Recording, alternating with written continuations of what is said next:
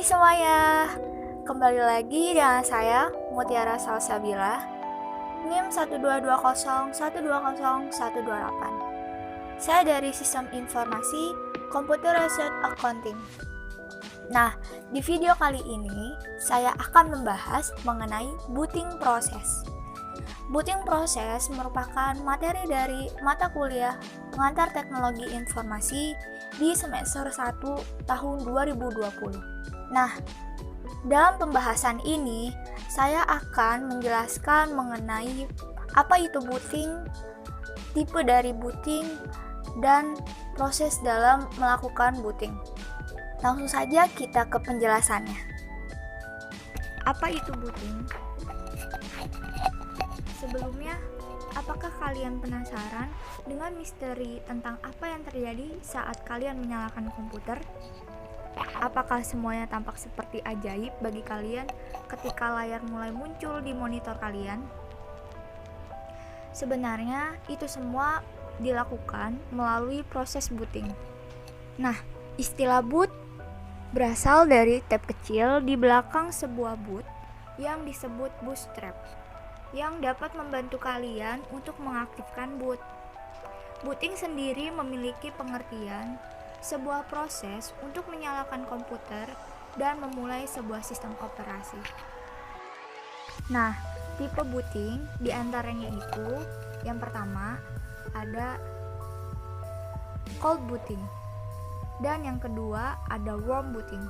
Cold booting atau dalam keadaan dingin, dan warm booting dalam keadaan hangat.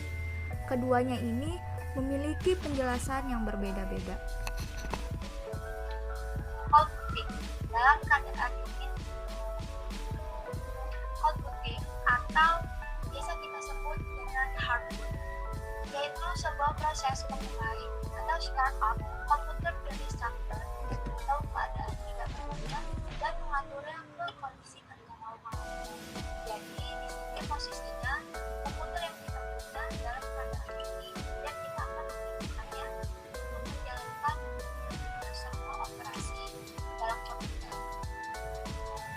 Cold booting ini dilakukan dengan menekan tombol dari komputer atau power button seperti ini.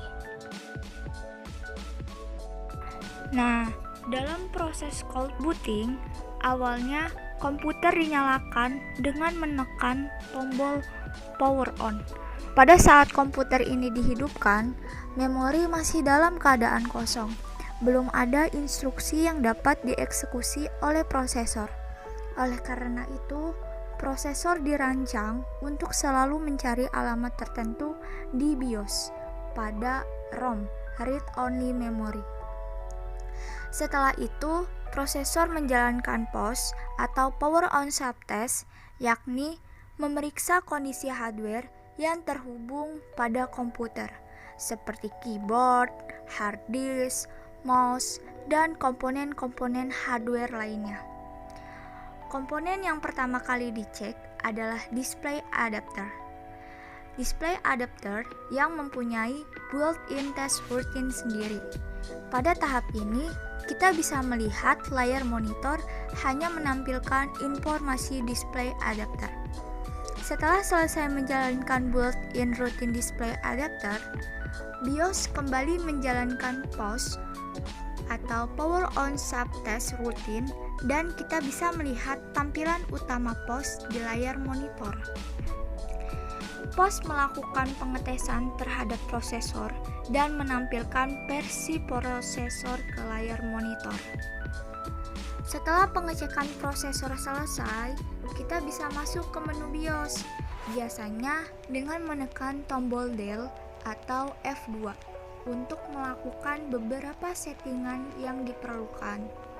Misalkan nih, kita tidak bisa masuk ke menu BIOS, maka proses booting akan berlanjut dengan BIOS melakukan pengecekan terhadap memori yang terinstal. BIOS kemudian melakukan pengecekan terhadap koneksi hardware seperti hard disk, CD, dan floppy drive. Jika koneksi tidak sesuai dengan settingan yang terdapat pada BIOS, maka proses booting akan berhenti dan kita harus kembali masuk ke menu BIOS untuk membetulkannya. Ketika semua proses di atas sudah terlewati dengan baik, maka BIOS akan menampilkan ringkasan hardware yang terdeteksi ke layar. BIOS kemudian memanggil BIOS Operating System Bootstrap Interrupt yang akan menemukan bootable disk dengan mencoba meload setiap disk yang dikonfigurasi sebagai bootable disk pada settingan BIOS. Nah, setelah BIOS menemukan bootable disk, kemudian meload program yang terdapat pada Master Boot Record atau MBR dari disk ke dalam memori komputer. Misalkan MBR tersebut terdapat pada partisi yang terinstal seperti operasi Windows XP, maka ya proses kemudian akan berpindah dari proses startup komputer ke proses startup Windows. Nah, selanjutnya MBR akan meload suatu program bernama NTLDR ke dalam memori, atau MBR terdapat pada sektor pertama hard disk. Nah, NTLDR kemudian memindahkan komputer ke flash memory model, kemudian membaca file boot ini. Jika komputer mempunyai beberapa partisi bootable, NTLDR akan menggunakan informasi yang terdapat pada file boot ini untuk menampilkan pilihan boot. Apabila hanya terinstal Windows XP saja, maka tampilan menu akan dilewati dan Windows akan meload Windows XP. Nih, sebelum meload Windows XP, NTLDR membuka program lain ke dalam memori yang disebut ndetc.com. File ini melakukan pengecekan semua hardware yang terdapat pada komputer. Setelah semua hardware ditemukan, ndetc.com memberikan kembali informasi tersebut ke NTLDR. Nah, NTLDR ini kemudian berusaha meload versi Windows XP yang dipilih pada step ketiga. Hal ini dilakukan dengan menemukan file ntoskrnl pada folder sistem ke-32 yang terdapat pada directory Windows XP. Nah, selanjutnya ntoskrnl adalah program utama pada sistem operasi Windows, yaitu sebuah kernel. Setelah kernel tersebut di-load ke memori, NTLDR passes control of the boot process to the kernel and to another file named HAL.dll. HAL.dll control Windows, the most hardware abstraction layer, atau disebut dengan HAL. Selanjutnya, ntoskrln kemudian menangani proses boot selanjutnya. Langkah pertama adalah meload beberapa low level system drivers. Kemudian ntoskrln meload semua file-file yang dibutuhkan untuk membuat core atau kernel sistem operasi Windows XP. Nah, kemudian Windows akan memverifikasi apakah terdapat lebih dari satu konfigurasi hardware profile pada komputer. Kalau terdapat lebih dari satu hardware profile, Windows akan menampilkan menu pilihan. Tetapi apabila hanya terdapat satu profile, maka Windows akan langsung meload default profile. Nah, sesudah Windows mengenali hardware profile yang digunakan, Windows kemudian meload semua device driver untuk semua hardware yang terdapat pada komputer. Pada saat ini, tampilan monitor menampilkan Welcome to Windows XP Boot Screen. Nah, setelah itu, komputer akan menampilkan secara otomatis Logon Screen. Proses call boot pun berakhir di langkah ini. Nah, selanjutnya yaitu warm booting. Warm booting atau dalam keadaan hangat. Warm booting atau biasanya disebut dengan soft boot, yaitu sebuah proses memuat ulang sistem operasi dengan melakukan restart dari menu utama komputer saat komputer masih dinyalakan.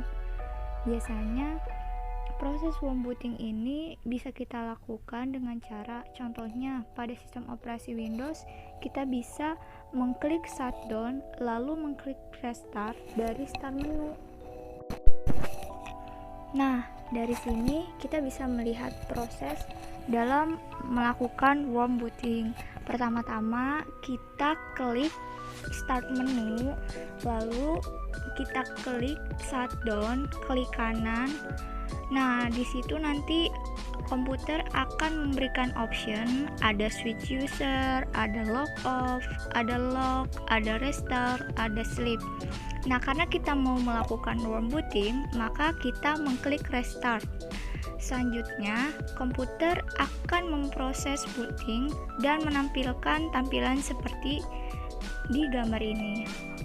Nah, setelah proses booting atau rebooting selesai, layar monitor akan menampilkan seperti pada di gambar. Proses rebooting pun selesai pada tahapan ini. Selanjutnya yaitu proses boot up komputer. Dalam proses boot up komputer, langkah pertama yaitu power supply akan mengirimkan sinyal kepada komponen-komponen yang dimiliki oleh sistem operasi. Langkah ini merupakan aktivitas pertama untuk melakukan proses boot up. Nah, setelah power supply mengirimkan sinyal kepada komponen-komponen yang dimiliki oleh sistem operasi, selanjutnya prosesor akan mengakses BIOS untuk memulai atau mengaktifkan komputer yang kita miliki. Untuk menuju pada BIOS, kita bisa menekan tombol F2 pada keyboard yang kita punya. Prosesor akan mengakses BIOS pada RAM atau Random Access Memory.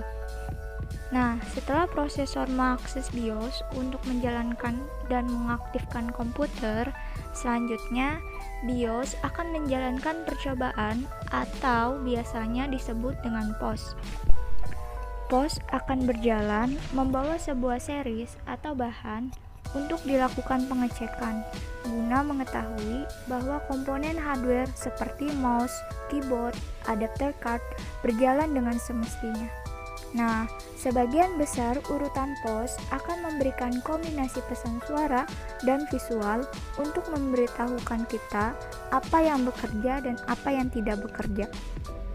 Hal itu sangat umum dan biasa kita dengar ketika kita melakukan proses booting up. Proses selanjutnya yaitu setelah BIOS melakukan POS atau Power On Set Test, maka hasil dari POS akan diperiksa di dalam CMIOS chip.